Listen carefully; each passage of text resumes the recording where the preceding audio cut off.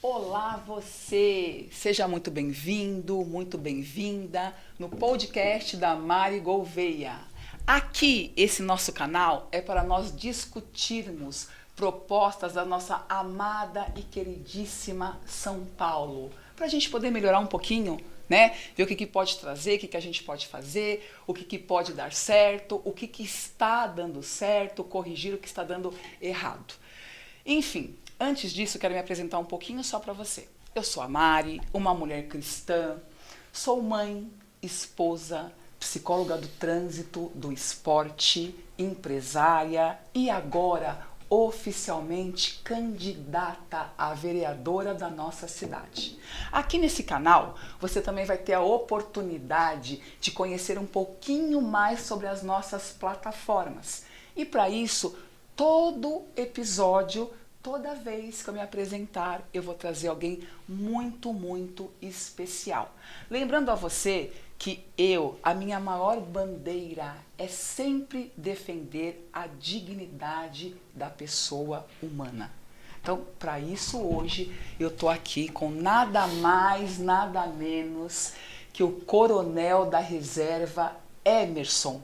Coronel Emerson, nosso convidado especial, vem lá de Mairiporã e também é um grande candidato, uma grande opção para você aí na cidade de Mairiporã. Não perca este podcast de hoje.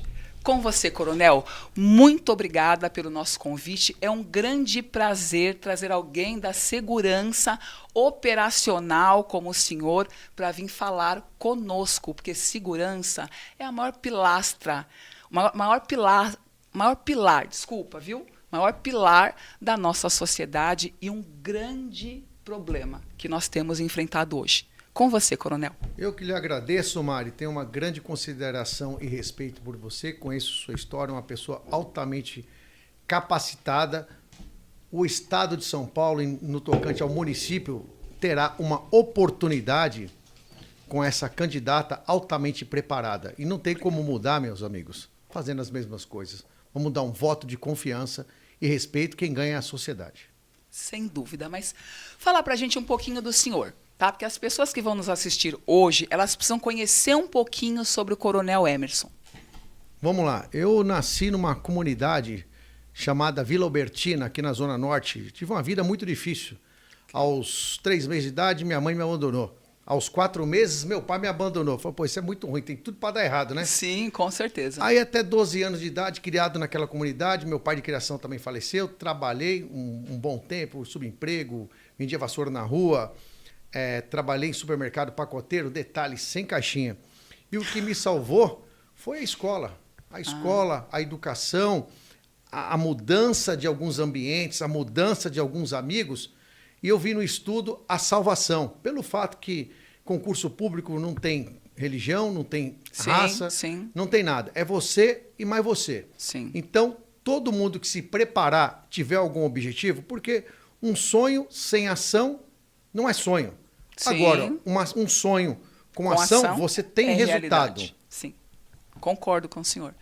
E olha só que interessante que o Coronel ele traz uma fala que é a nossa maior defesa nessa campanha, que é a inclusão social.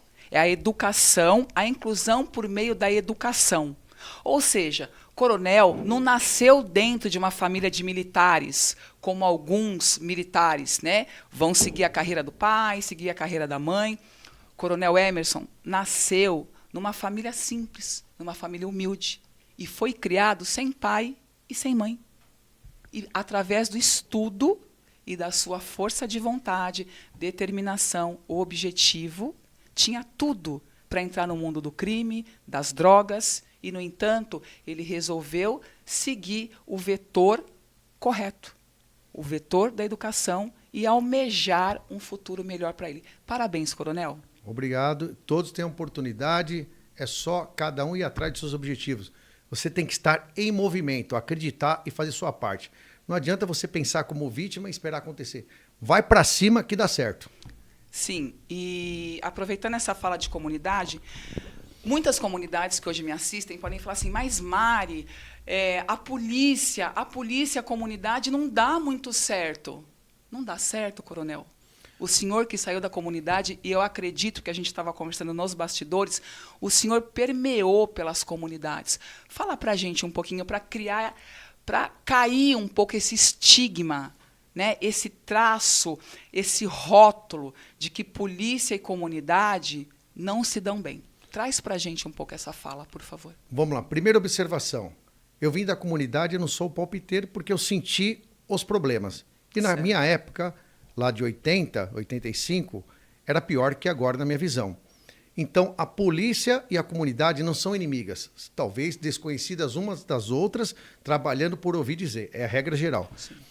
Outra observação. Eu tenho certeza que 90% da comunidade que está naquele local, primeiro, não é prazer uma pessoa morar mal sem a infraestrutura do saneamento básico, às vezes sem água, sem luz, às vezes rua esburacada, ou pior ainda, rua de barro. Sim. Então não é prazer. Se a pessoa está ali, que foi o meu caso, é por necessidade, que era o mais barato, ou foi a última opção que tinha. Porque ninguém gosta da pobreza. Exatamente. Tanto é que depois eu procurei evoluir para nunca mais voltar nesse cenário como cidadão, porque todo mundo merece uma vida digna e próspera.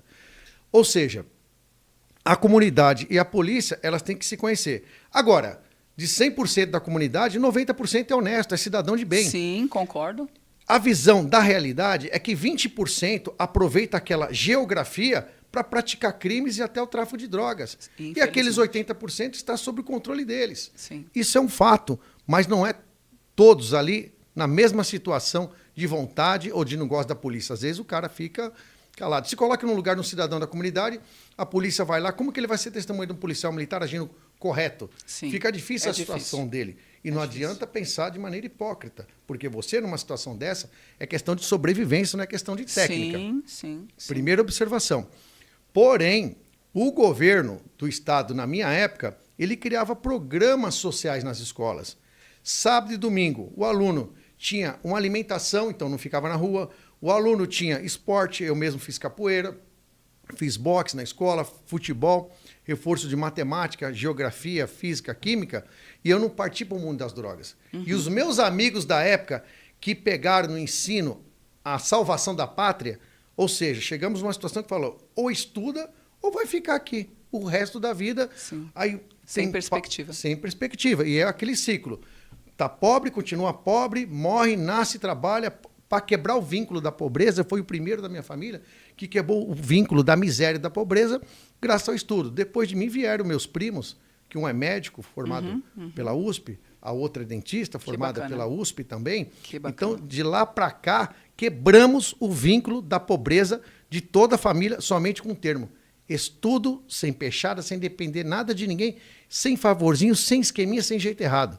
É estudar só e ir para cima. E determinação, né? Determinação, dedicação. Objetivo, determinação. E aquele negócio, andar com boas pessoas, né? Se você anda com 5 pessoas idiotas, você vai ser a sexta. Se você anda com 5 pessoas que têm boas ideias, bons costumes, você vai se dar muito bem. Sim. E você tem a opção na vida de escolher. Você quer ou não quer. Agora, para ter sucesso, você tem que passar por um processo. Sim. Então você vai namorar menos, vai passear menos e se dedicar mais para ter o resultado a médio e longo prazo. Sim.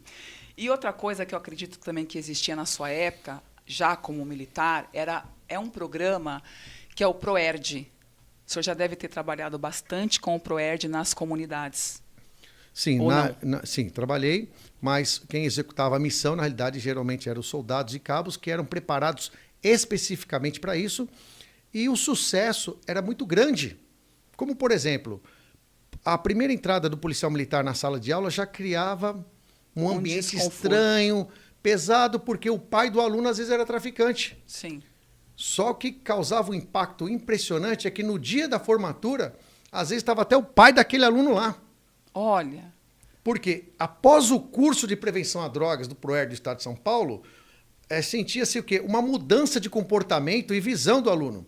Porque geralmente o aluno tinha uma visão distorcida do policial militar. Sim. O policial militar se aproximou, mostrou postura, respeito e ética, trouxe o aluno para o lado dele, explicou o que é a droga, tipos de droga, o que causa no organismo, como que oferece e como ele faz para dizer não às drogas.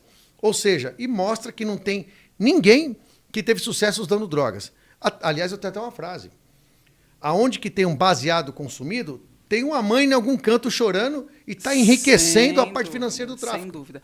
Só um parênteses, para quem não se recorda, o PROERD é o Programa Educacional de Resistência às Drogas e à Violência. Esse programa, salvo engano, foi instituído pela Polícia Militar e deve estar agora, no mês de agosto, completando 30 anos. Por isso que nós estamos, inclusive, trazendo essa fala com o senhor, que é policial militar da reserva e pode trazer um pouquinho mais de informações sobre esse programa.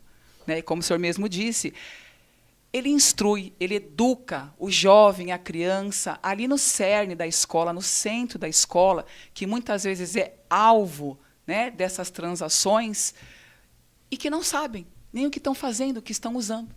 E aí esse programa vem trazer o conhecimento para essa molecada entender quais são os riscos à vida, à saúde e até à própria liberdade. Correto? E eu vou fazer uma observação, Mari.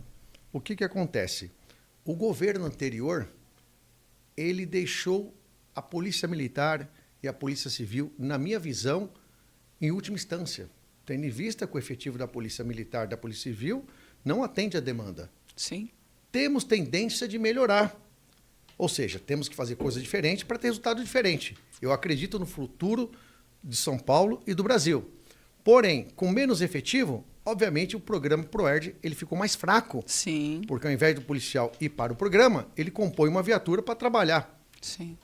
Agora, se tiver um governo forte, um governo que trabalhe o preventivo, que sai mais barato que o repressivo, talvez esse programa ele seja aumentado. E é obviamente que você consegue um resultado a médio e longo prazo. Sim. Mas aí a gente vai pegar um gancho agora das drogas, Coronel, e falar um pouquinho da Cracolândia, que isso é um tema polêmico, isso é algo que incomoda todo mundo, inclusive o pessoal das comunidades, né?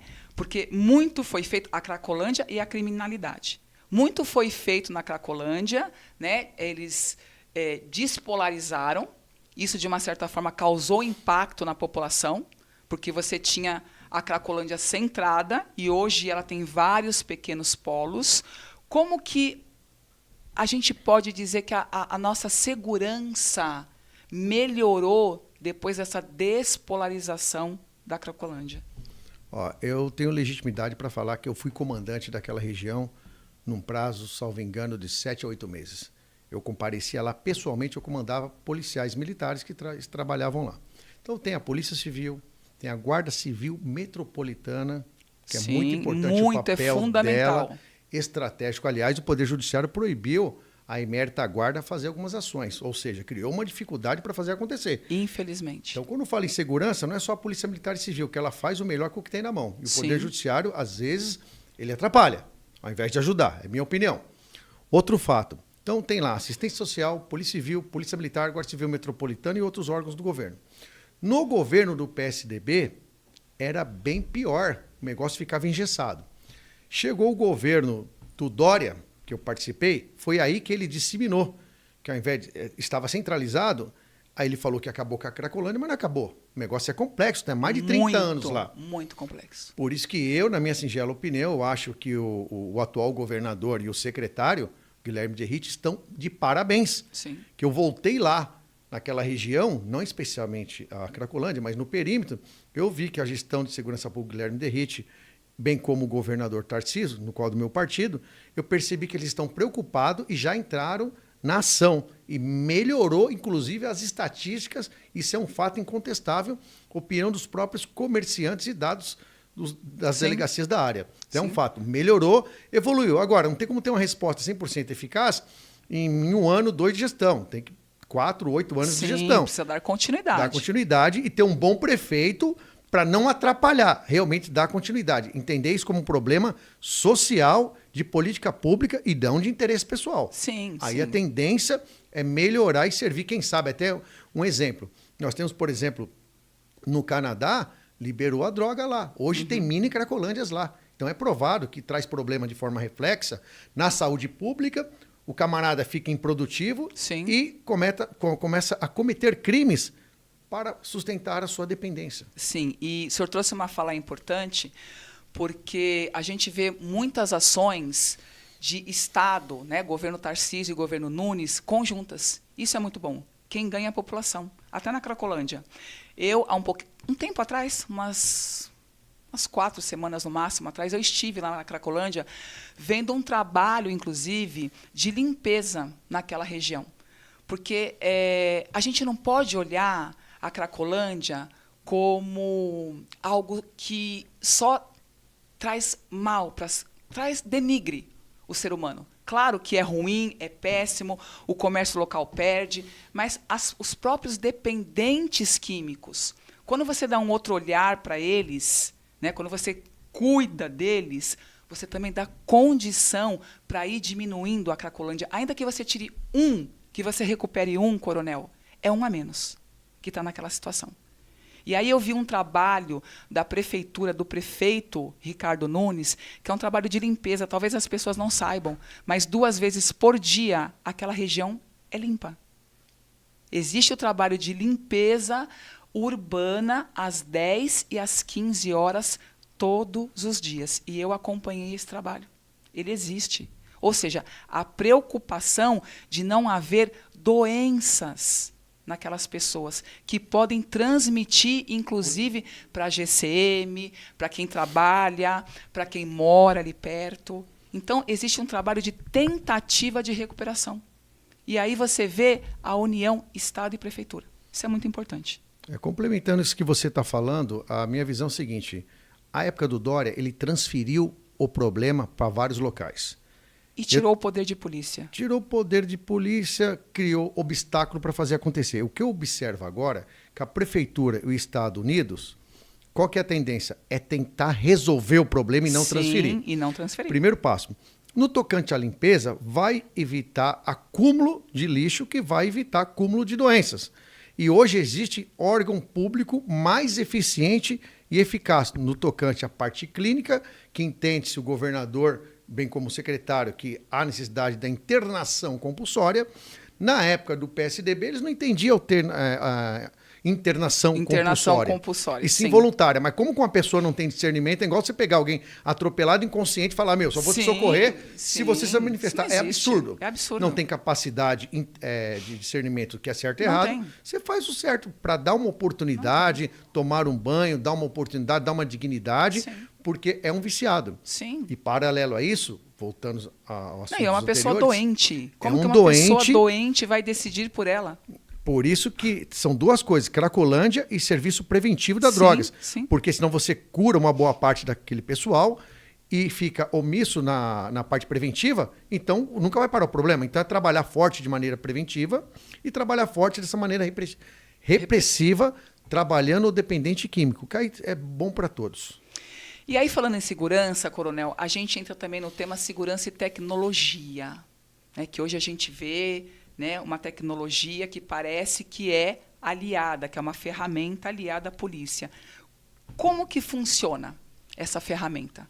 Realmente ela é aliada, ela ajuda a polícia militar no seu trabalho ou não? Com certeza. Hoje quem está desatualizado de tecnologia, com inteligência artificial, ele vai ficar para trás. Eu vou dar um exemplo. Nós temos hoje tecnologia de reconhecimento facial. Você cadastra um terrorista, um bandido, coloca no estádio de futebol, a câmera é capaz de fazer a leitura facial, até no aeroporto, e identificar aquela pessoa que, numa situação normal, um policial não tinha como, no visual, separar o joio do trigo. Hoje isso é possível. E também a câmera, ela enxerga onde os olhos não vê. É um outro recurso ao nosso favor. Nós temos hoje o projeto Radar. Então, serve para investigar, serve para fazer diligências, até uma condenação. Então, um carro hoje que passa na 23 de maio, que passa no Vale do Anhangabaú, você sabe o dia e o horário pelo projeto Radar, que são as câmeras nos radares. Então, a tecnologia está de acordo. As câmeras que todo mundo discute do policial militar, eu não vou dar minha opinião, mas um fato é o seguinte, pode ser uma prova a favor do policial ou contra. Tudo depende do ponto de vista. Tem caso que tem que usar câmera? Eu concordo que sim. Tem caso que não tem que usar câmera? Também concordo. Senão, usaria a câmera no Poder Judiciário. Por que o promotor não usa câmera? Sim. Por que o policial federal não usa câmera? E assim vai. Só o policial militar? O policial militar é a linha de frente, é a reserva moral do Estado, eu não tenho dúvida. Enquanto a maioria fica na teoria, é o PM que chega lá, dá a cara a tapa e ele vai atrás do perigo. Sim. Enquanto a maioria fica longe do perigo. Sim. Então o policial militar ele vai para dentro do Ele perigo. põe a vida dele em risco, e não é literalmente, ele põe em exatamente. prática a vida dele Por em isso que a risco. gente não pode pegar e colocar o infrator da lei como uma vítima Sim. e o policial militar, que na minha visão é um guerreiro desde que faça a sua parte Com correta, certeza. como algo que está atrapalhando a segurança. Sim, sim. Muito pelo contrário. Não pode haver a inversão de valores, Não, né, o coronel? policial militar representa o Estado e eu falo para meus filhos, está perdido? Procura o policial militar. Sim. Rouba residência, sim, policial militar. sim, Rouba banco, policial militar. Sim. Indivíduo suspeito, Socorro policial militar. é a Socorro polícia. é 190. Exato. Sem polícia não há Estado, não há organização. Sim. É a última reserva moral do Estado, na minha opinião, Eu é concordo. a polícia militar. Você imagine se não tivesse o militar, aí poderia fazer greve, está tudo bem. Mas não, pode ter greve que não Sim, faz o militar. sim. Porque a única reserva estratégica do Estado é o militar. Sim. Não, É muito importante. Isso é fato. Isso eu também concordo com o senhor, né? Na hora do socorro, primeiro a gente lembra da polícia, depois da mãe. É. Principalmente se estiver na rua. Não tem jeito, né? Eu trabalhei um bom tempo na rua, eu admiro o soldado, o cabo-sargento, porque, aliás, é comandante, mas fui comandante de linha de frente. Uhum. E eu falo, não existe comandante sem comandado. Sim. Então, o comandado é uma peça elementar, bem como o comando. Tem que estar alinhado, integrado. Não existe comandar atrás da mesa. Comandar é estar junto, Sim. fazer acontecer. E melhor coisa de comandamento, o que é? É o exemplo. Você deu um bom exemplo, tendo conhecimento, habilidade e atitude, você vai ter uma boa tropa. Aliás, sempre o exemplo, né? É a melhor ferramenta de aprendizagem. Tudo, é o exemplo. até dentro de casa. Então, nós podemos dizer, só para concluir essa fala, que a criminalidade, com certeza, consegue ou já conseguiu uma redução graças à tecnologia implantada. Tecnologia aliada à gestão. Sim. Eu volto a falar. O secretário de Segurança Pública, eu tive oportunidade, quando eu era capitão, ele era tenente, trabalhávamos junto na Escola Superior de Soldados. Eu tenho um grande respeito e consideração por ele. Eu já tive contato com outros secretários, que outros eu via só pela televisão, outros passavam no quartel, falava tudo menos de polícia. O atual secretário de Segurança Pública, ele está de parabéns, porque ele vai em delegacia de polícia, ele trabalhou no 1º Batalhão de Choque, ele vai no quartel da Polícia Militar. Aquela operação que teve no Guarujá, ele foi lá, linha de frente. Nunca tivemos isso no estado de São Paulo. Nunca. Então isso é bem interessante. Então você, cidadão, eu sou uma testemunha disso. O secretário atual é linha de frente. Ele conhece a Polícia Militar, conhece a Polícia Civil, conhece a Guarda Civil Metropolitana, conhece a Polícia Científica, porque ele vai presencialmente. E ele, como policial militar, tenente do 1º Batalhão de Choque, que é a Rota, ele fez o que tinha que fazer como comandante. Então não é um palpiteiro, ele é uma pessoa extremamente preparada, gostando ou não, está fazendo uma boa gestão. Você quer conhecer uma pessoa, se é competente? Olha o resultado. Faz comparativo, antes e depois. O resultado diz tudo, o resto é opinião furada. Tá certo. E aí a gente volta a falar um pouquinho aqui em educação e esporte, porque foi a primeira fala que o senhor trouxe quando o senhor falou do seu currículo. O senhor acredita, tá, que a educação e o esporte são ferramentas essenciais para resgatar essa criançada das comunidades? Não tenho dúvida.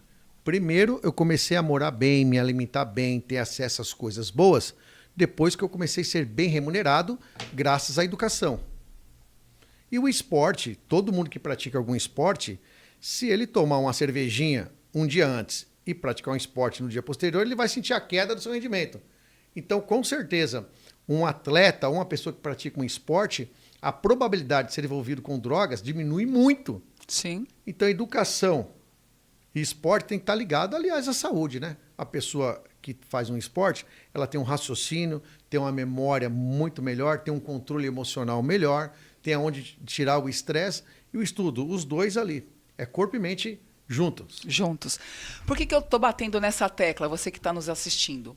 Porque é uma das minhas bandeiras, educação e esporte, que eu tenho certeza que são ferramentas que resgatam, disciplinam, dão objetivo, sonho, carreira para um jovem, para uma criança que muitas vezes está desvirtuada, perdida do seu caminho. Então, nós trouxemos hoje o coronel não apenas como uma figura militar, opressora. Não, mas uma pessoa que veio testemunhar aqui, conversar com vocês da história dele. Ou seja, ele, antes de ser um militar, ele era da comunidade, nasceu numa comunidade, cresceu numa comunidade, sem pai, sem mãe. E que assim como você que está nos ouvindo, também tinha tudo para sair do caminho certo. E ele foi resgatado pela educação e pelo esporte, que a partir desses dois alicerces, ele traçou um objetivo para ele e seguiu a carreira da segurança pública, porque ali ele também viu uma oportunidade de crescimento, de coisas boas e de ajudar aqueles que também queriam andar no caminho do bem. Correto, coronel? Correto. Me veio uma lembrança agora, que inclusive há pouco tempo atrás, oriundo também aqui da comunidade da Vila Albertina, eu tive a oportunidade de conhecer um amigo de infância, que a gente começou a comentar que um fulano foi preso, outro foi morto. Isso foi denominador comum. E ele é procurador do município de Mariporã. Olha, que interessante. Foi um orgulho vê-lo feliz. Já encontrei com outro colega que é promotor de justiça também, criado na favela comigo. Um outro colega é médico pela USP, criado na favela comigo. O outro é dentista, criado na favela. Foi opção de decisão. Tome uma decisão, você que é jovem, você que é criança, você papai e mamãe, a decisão vai fazer você triunfar. Decisão mais ação. Pode ter fé. Temos certeza disso. Por isso que eu convido vocês para nos seguirem, para me seguir, né, nos seguirem nesse podcast. Mas me seguir, olhar nas minhas redes sociais, as minhas propostas, delas, a que eu sempre bato é essa que nós acabamos de debater aqui com o Coronel Emerson, educação e esporte. E também convido vocês a olharem o Instagram do Coronel Emerson. Você de Mariporã, não deixe de acompanhar o Coronel Emerson, não deixe de dar uma oportunidade para quem pode fazer a diferença aí em Mariporã. Aqui, assim como nós aqui em São Paulo temos a certeza que faremos a diferença para nossa querida e amada São Paulo, Coronel Emerson é o nome para mudar Mariporã. Correto, coronel? Correto. O meu Instagram é @TNECoronel. Então, @Tenente Coronel Emerson. Vou pedir para o senhor repetir, olhando lá para o seu público. @TNECoronel. Eu sou candidato ao município de Mariporã a vereador número 10190. Quer inovação? Acredite em mim. Boa, coronel. Agora, só para finalizar a nossa fala, queria que o senhor deixasse uma mensagem para os seus eleitores e para essa criançada que também tem essa identificação de morar nas comunidades menos privilegiadas. Fala, meus amigos, tudo bem? Eu encarei o desafio, aceitei o convite de ser candidato a vereador de Mariporã, porque estou de saco cheio da velha política. Sabe aquela lâmpada queimada que você demora 8 meses protocolizando e não sai a reposição da lâmpada? Sabe aquele problema que você tem no PS? Exatamente, eu conheço todos os problemas de Mariporã. Eu não sou da velha política, não estou amarrado com ninguém, não tem dinheiro patrocinando o Coronel Emerson, estou sozinho na luta. Estou sozinho na luta.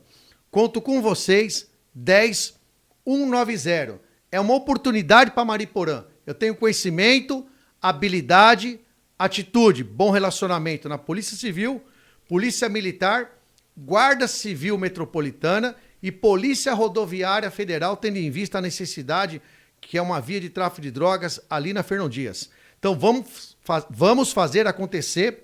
Conto com vocês, acreditem em mim. Me dê essa oportunidade, não vou decepcionar você. É isso aí. Boa. E com essa fala a gente encerra o nosso podcast. Mais uma vez, peço para que vocês me sigam neste canal, que vocês vejam quais são as minhas propostas. Uma delas é o que a gente acabou de discutir aqui, educação e esporte. Salva sim, é só a gente ter as plataformas corretas, as medidas corretas, que a gente consegue resgatar e dar um futuro melhor para muitas pessoas, não só de comunidade, mas de qualquer classe social. Até mais.